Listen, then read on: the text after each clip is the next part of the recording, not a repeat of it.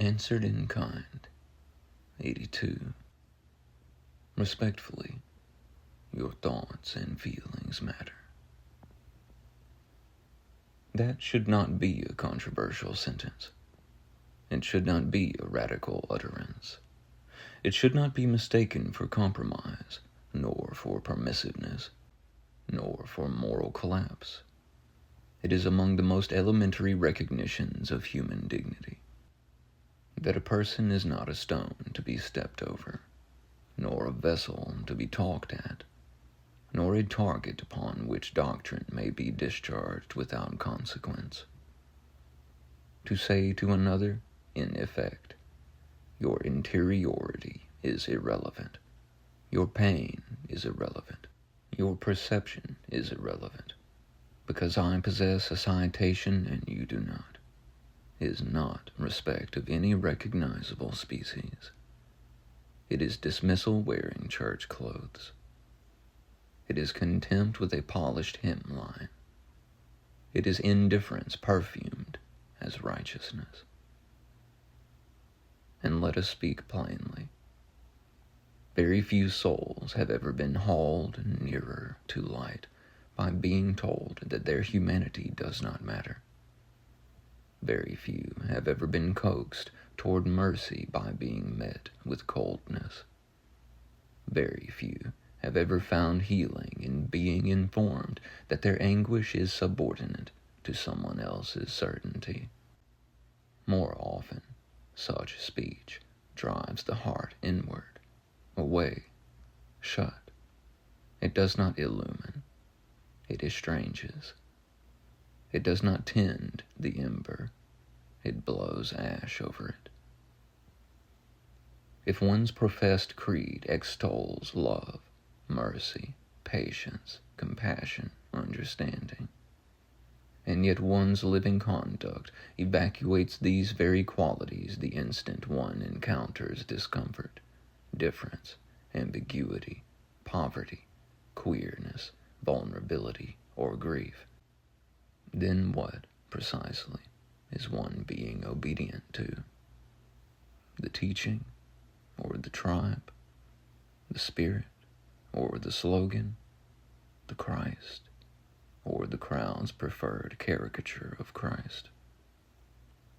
This is not a small question. It is, perhaps, among the largest. For there is a profound difference between revering a teacher and merely weaponizing his name. There is a difference between discipleship and branding. There is a difference between living a teaching and using fragments of inherited text as a ceremonial alibi for one's own disgust, fear, or social conditioning. One may drape oneself in sanctified language and remain spiritually uninitiated in compassion. One may say, Lord, Lord, and still never once have permitted mercy to take root in the marrow. A person says, if the Bible says it is a sin, your opinion does not matter. But there is no respect there. None. For respect, if it is to deserve the name, cannot consist in the nullification of another's conscience, feeling, history, suffering, perplexity, or personhood. Respect does not begin by erasing the hearer. Respect does not preface its violence with polite adverbs. Respect does not say, I honor you by refusing to see you. That is not reverence. That is negation. And besides, what is being invoked when such declarations are made? Is it truly the living movement of divine compassion? Or is it a fossilized social order speaking through a borrowed mouth? Is it heaven? Or is it history? History with its class anxieties, purity codes, power arrangements, scarcity fears, patriarchal mechanisms, and elaborate technologies of exclusion, masquerading as eternity? Consider the old prohibitions so often cited with selective solemnity. Was shellfish an abomination in some eternal metaphysical sense? Or was it, among other things, a social marker, a boundary construct, perhaps even a coded instrument that reflected material conditions, hygiene concerns, identity consolidation, and yes, the politics of who gets to appear respectable and who does not? Was the wearing of mixed fabrics truly a cosmic offense in the mind of the infinite? Or might it also have functioned as a visible grammar of class distinction, a symbolic economy in which those nearest to privilege could perform purity while the poor were made to navigate yet another labyrinth of disqualification? One does not need to collapse all sacred text into sociology in order to recognize that societies project themselves into their laws with startling regularity. Indeed, impoverished people have long been made to jump through hoops simply to be deemed worthy of presence, not only in civic life, but in religious life. The poor have so often been treated not as bearers of divine image, but as irritants, embarrassments, moral failures, or cautionary spectacles. There are those who look upon poverty and instinctively construe sin, as though deprivation were evidence of interior defect. They condemn immediately. They do not help. They do not teach. They do not inquire. They do not even imagine structural cruelty. Their reflex is accusation. Their theology has become so congenial to comfort that it mistakes prosperity for innocence and suffering for guilt. But compassion does not look like that. Wisdom does not look like that. And certainly, the radiant center of what many claim to admire in Jesus does not look like that. Then we come to the more brutal passages, the ones that make the modern conscience recoil, and rightly so. A text declares that if a man lies with a man as with a woman, his blood shall be on his head. Yikes, indeed.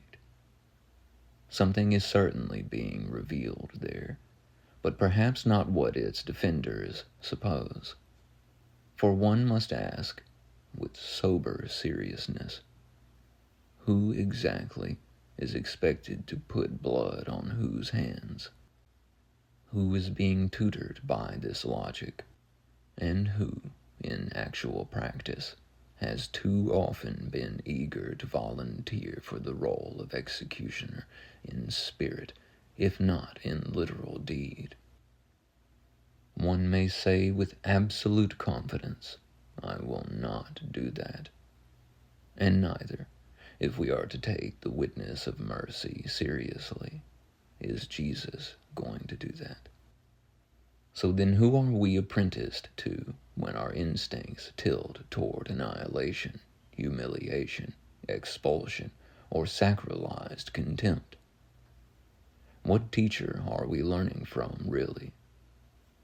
We say we worship Jesus as God, but so often we listen instead to the sedimented insecurities of long-dead societies, echoes of fear, purity panic, patriarchal control, disgust responses, and collective anxieties that have been canonized by repetition.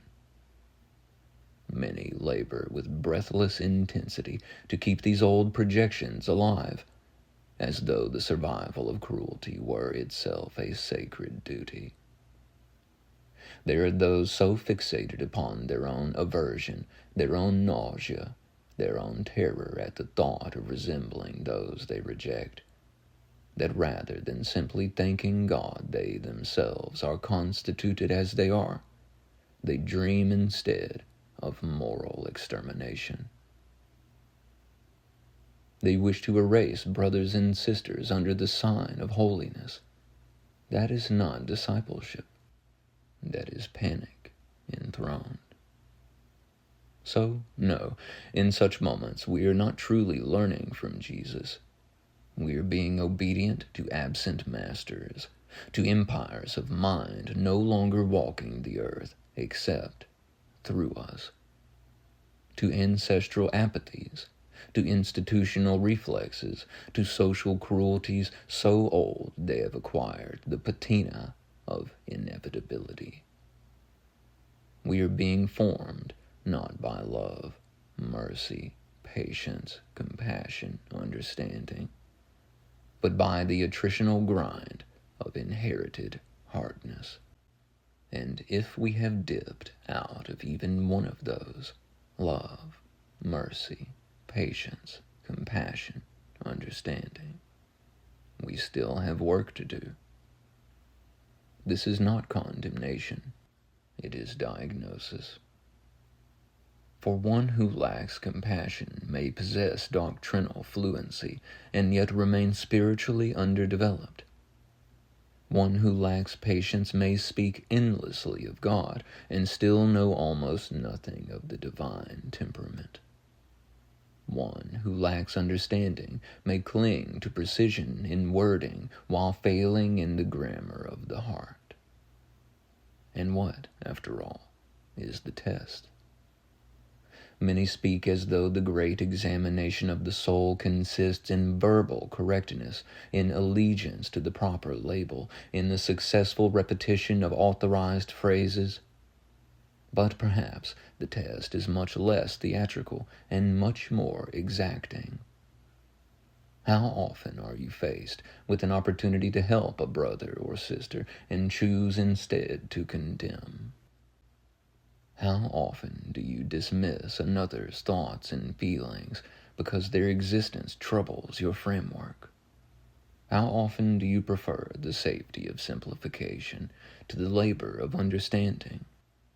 How often do you strike the wounded hand away while proclaiming the sanctity of life? How compassionate are you, really, when compassion becomes inconvenient? One may worship the teacher all day long, but if one does not apply the teachings, what kind of student is that? Such a one may kiss the gardener's feet without ever learning how to garden, and when the gardener departs, the household starves. Veneration without embodiment is sterile. Adoration without imitation is sentimentality. A student who praises the master while refusing the practice is not excelling. He is failing magnificently. This is why it is not enough to say, do not lean on your own understanding, if what one means in practice is, lean instead on the understanding of the crowd. For the crowd is often far more dangerous than the solitary conscience honestly wrestling toward light. Groupthink has marched entire civilizations into atrocity while congratulating itself on moral certainty. The phrase, "they cannot all be wrong," has escorted humanity into countless chambers of cruelty. Majorities can be mistaken. Traditions can be malformed. Consensus can be cowardice in choir formation. History has demonstrated, repeatedly, that collectives can unite against the well-being of others with terrifying efficiency. And so when people say, with fierce confidence, that a system is perfect and requires no revision, one should become immediately alert. Such claims are not marks of maturity. They are marks of arrested development. For there are people suffering, calling out for help, and too many receive not assistance, but rebuke. Their hands are slapped away. Their tears are interpreted as rebellion, Their pleas are categorized as threats to order. No effort is made to understand. No attempt is made to revise. No compassion is risked. This is folly. And in the social sphere, the consequences are not abstract. There is a reason the phrase social murder emerged in the 19th century. It named something structurally obscene, deaths produced not by accident, but by arrangements, not by isolated tragedy, but by design, not by fate, but by systems so organized around neglect, profit, and indifference that they predictably kill. The term remains relevant because the phenomenon remains with us. Many will pronounce with righteous indignation that abortion is murder, and yet remain curiously unmoved by the slow fatalities of deprivation, untreated illness, hunger, exposure, bureaucratic abandonment, and medical exclusion. But can one honestly call oneself pro-life, while regarding one life as sacred only at select ages, under select conditions, when attached to select narratives, and conveniently less sacred when it becomes expensive, inconvenient, politically fraught, socially stigmatized, or structurally burdensome? No, not honestly. Some imagine that lack of health care does not kill. This is incorrect. In the United States, tens of thousands die every year because they do not have adequate access to health care.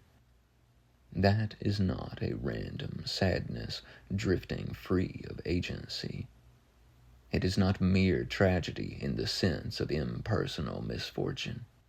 It is design by people, not by God, by people. It is what happens when societies normalize preventable suffering under respectable names. It is what happens when systems are permitted to convert life into actuarial residue. And this should trouble any conscience that still aspires to moral seriousness. For what goes around does come around.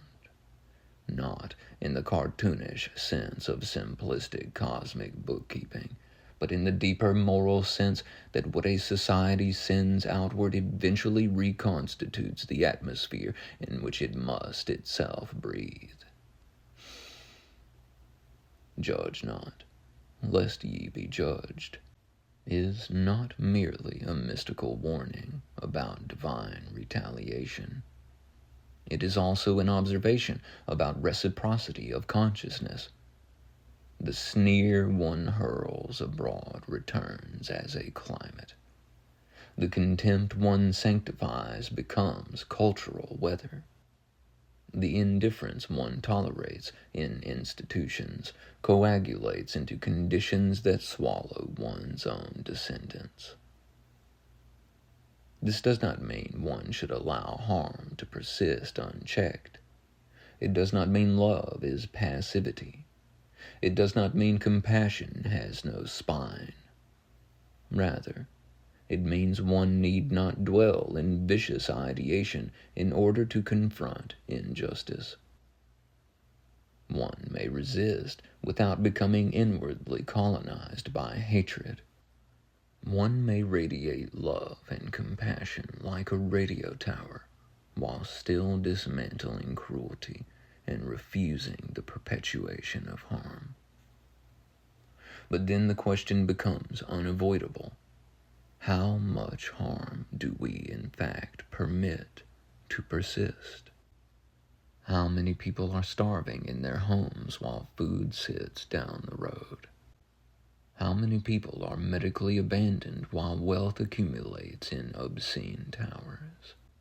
How many are told to pray harder when what they need is insulin, shelter, bread, transportation, treatment, rest, and the dignity of being helped before they collapse?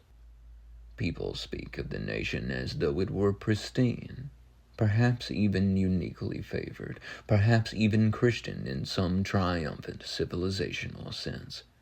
Yet, if Christian institutions have spread roots so deep throughout the body of society, why does social murder remain so ordinary? Why does neglect continue to function as policy? Why do fences proliferate? To keep some in and others out, while mockery, suspicion, and moral intimidation continue to masquerade as virtue. Why do we impose beliefs through coercive atmosphere while preaching fear not? Why do we say perfect love casts out fear, while trafficking so relentlessly in dread, shame, disgust, and threat? There is a contradiction here, and it is not small. Hate has never cured hate. It never will. Contempt has never healed contempt. It never will. Fear may generate compliance, but it does not produce transformation.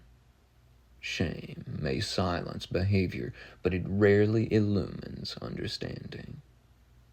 Punishment often births external conformity while leaving the interior untouched, resentful, split, or spiritually infantile.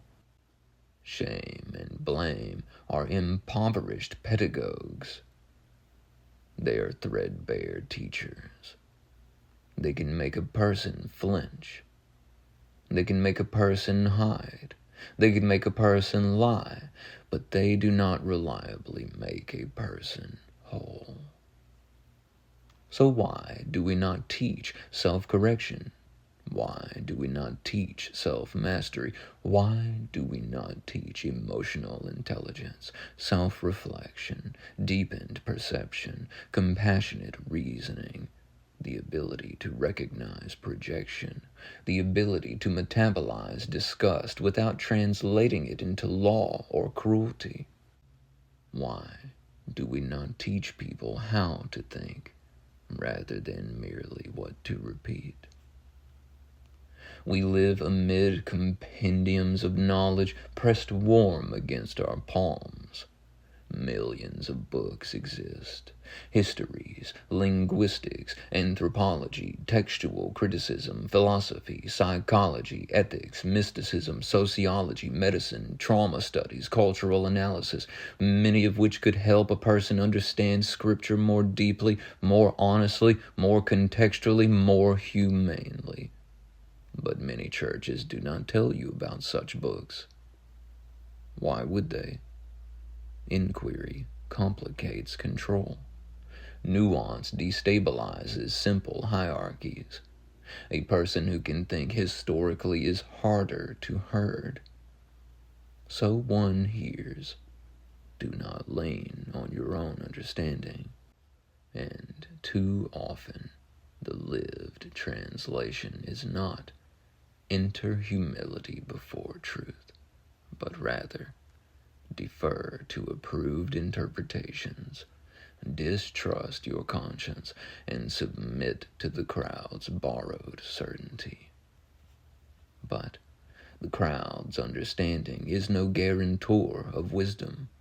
Often it is merely accumulated fear with a mailing list.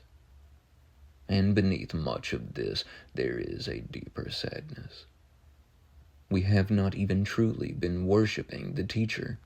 We have been worshiping a poor image of him, distorted, miniaturized, weaponized, sentimentalized where convenient, sharpened where useful, softened into slogan in one direction, and hardened into cudgel in another. We proclaim that he was about love, mercy, patience, compassion, and understanding, and then with astonishing authority and conviction we cast down brothers and sisters, condemning them for a world forged before they arrived. We inherit structures of injury and then blame the injured for limping. This is not righteousness. It is cruelty. We do so love our slogans. We clutch our labels with such fervor, as though nomenclature itself could absolve us from the labor of loving. Christian, biblical, conservative, orthodox, pro-life, traditional, moral. Labels can be useful in limited ways, but they can also become amulets, talismans against self-examination. They make us feel sorted. They make us feel safe. They make us feel as though belonging has already accomplished what only transformation can accomplish. But one day, the labels slip away. One day, all that remains is what one has actually become.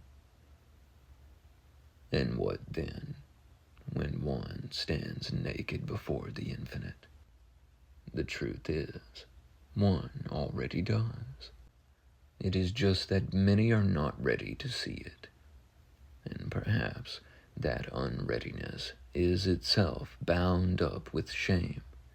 Shame so deep that one hides behind slogans, doctrines, collective scripts, and rehearsed hostilities, rather than facing the unadorned fact of one's own interior condition. How shameful one must feel, in some hidden chamber of the self, to require so much concealment. Yet, cruelty does not cure shame. It reproduces it. Blame does not heal fragmentation. It displaces it. Imagine, then, two children standing before a father with hard eyes. He demands, "Why do you have no harvest? Why does your ground yield nothing? Why do you stand before me empty-handed?" And the children, with clear and quiet eyes, answer, "We learned it from you. You never taught us how to sow. You only taught us how to sneer at another's crops." There is the indictment. Imagine a little boy who is always being told, "God loves you, young man. God will always love you." Now let us invert that image. Imagine a little boy who is only ever being told what God hates. A truly painful distinction that is even more painful given it is present right here this present day. Unless, of course, one has grown numb to pain. For if all one has been taught is derision, one will become proficient in derision.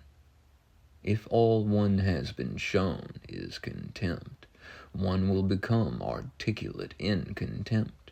If all one has been rewarded for is conformity to hostile norms, one will become elegant in hostility. But none of this feeds anyone. None of it grows grain. None of it nourishes the household of being. The gardener tries to teach us how to garden, how to sow, how to tend, how to water, how to wait, how to prune, how to share the harvest.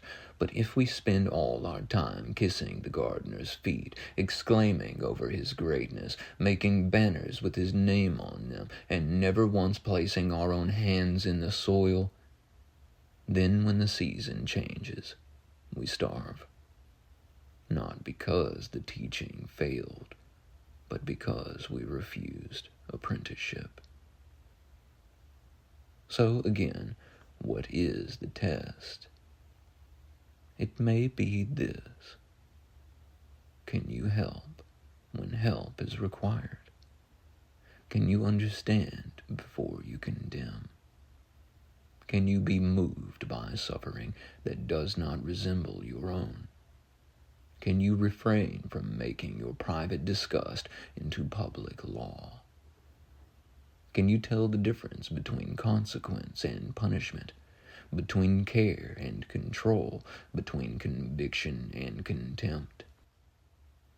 Can you revise your understanding when compassion reveals your previous understanding to have been too small? Can you face the ways in which history, class, fear, hierarchy, and inherited power have colonized your theology? Can you become more loving without becoming less truthful, more honest without becoming less kind, more clear without becoming more cruel? That is not an easy examination, but it is a worthy one. No civilization can sneer its way into health. No church can condemn its way into holiness. No family can shame its way into intimacy. No person can hate themselves or others into genuine transformation. The future cannot be built by perfected contempt.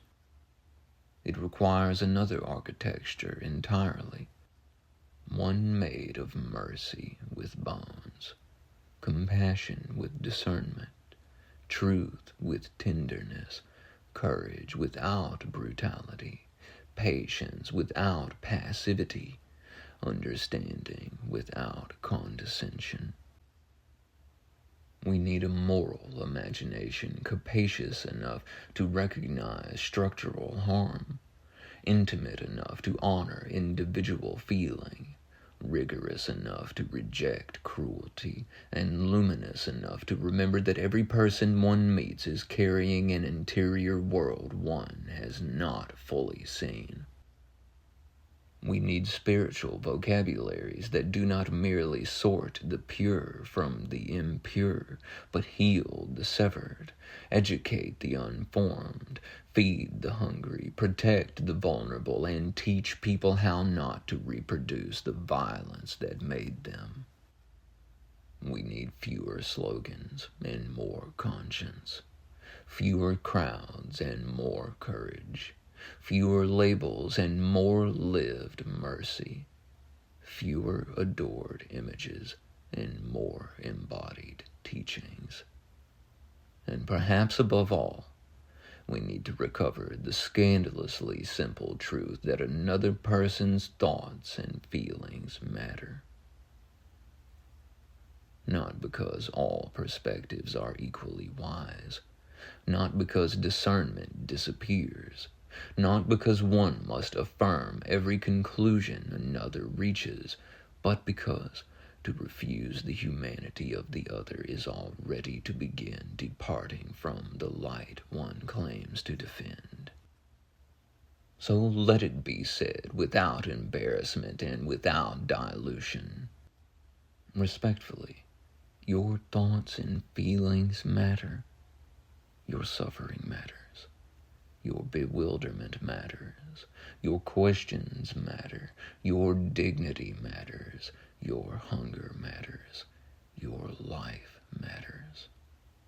And any theology, institution, rhetoric, policy, or community that trains people to behave as though these do not matter has strayed, however pious its costume. Love, mercy, patience, compassion, understanding. If we have dipped out of any of those, we still have work to do. Not someday. Now. For the infinite is not fooled by our labels. The poor image will not save us. The crowd cannot absolve us of our failure to love. And the teacher we claim to admire has already taught abundantly enough that our ignorance is no longer innocent when we refuse to practice. So let us lay down the sneer. Let us cease calling cruelty righteousness. Let us stop mistaking inherited fear for eternal truth. Let us feed rather than fence. Let us teach rather than taunt. Let us revise where revision is demanded by compassion. Let us help where help is possible. Let us become students at last. And if we must leave a word with one another, let it not be the old dismissal. Let it not be, your opinion does not matter. Let it not be, your pain is irrelevant. Let it not be, come back when you are simpler, quieter, more acceptable. Let it be something worth hearing. Respectfully, your thoughts and feelings matter, and I will never cast them into the pit. God bless your divine presence, and may all the divine love of our being bless and prosper one another, not in slogan, not in theater, not in borrowed severity, but in lived and practiced truth. And rest assured, knowing, no matter where you place your attention, you will always be answered in kind. For where you focus, there you are. Praise love and pass the compassion.